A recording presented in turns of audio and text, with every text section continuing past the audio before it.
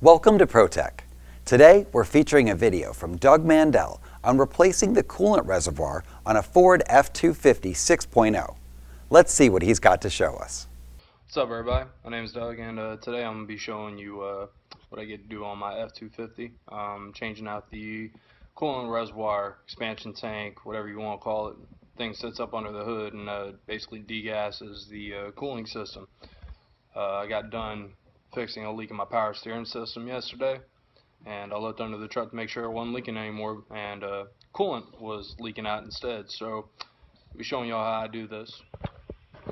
And this is about as close as I can get to my degas bottle to show y'all, but I got a little bit of discoloration right there above where the hose clamps on to the bottle itself. And if you get closer, which it's too dark for this camera to get closer and actually still see it, but there's cracking in the plastic. So anyway, so first things first, you obviously want to drain some coolant out. What I did, instead of doing what the Haynes manual tells me to do, which is drain the entire system, I really don't want to do that. I just changed out my coolant. So instead, I grabbed me 2-gallon containers. I got a water bottle, a little antifreeze bottle, a funnel, and then I've got some clear tubing. I believe this is 3/8 inch inside diameter. Then you just hook it up to the petcock right there. Get that on there, and then run it down to your funnel into your bottle. Of course, don't forget to take the top off of your reservoir, so that way you have a flow path of air, make the draining a lot easier. And then you just come up behind here, grab the petcock, and turn it so coolant starts flowing out of it into your collection apparatus, using one antifreeze bottle and a gallon water bottle. Like I said, you drain about 2 gallons of the coolant out, and you should be about good to go ahead and replace that tank. Make sure that you don't have anything overflow on you while you are pulling the tank out.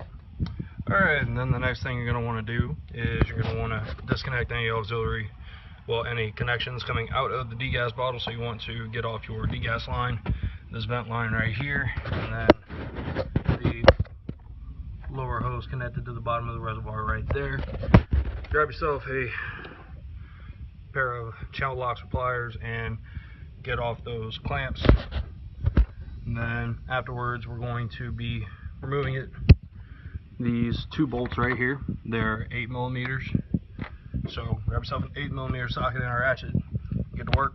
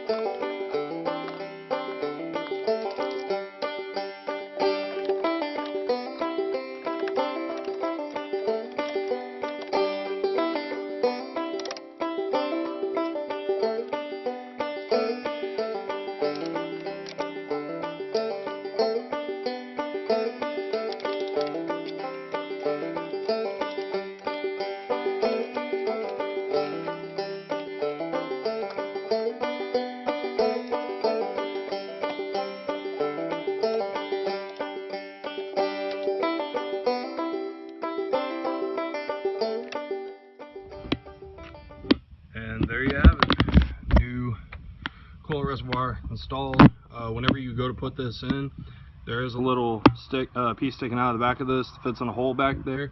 Whenever you get it back there, you might have seen me pop it. You got to pop it in a little bit, and then the bolt holes will line up in the right spot.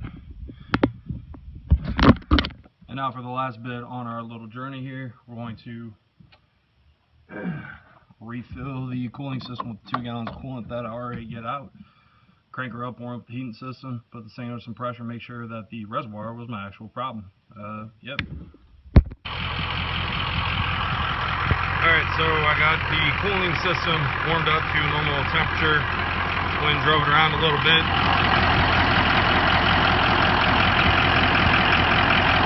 And I don't have any coolant leaking anymore.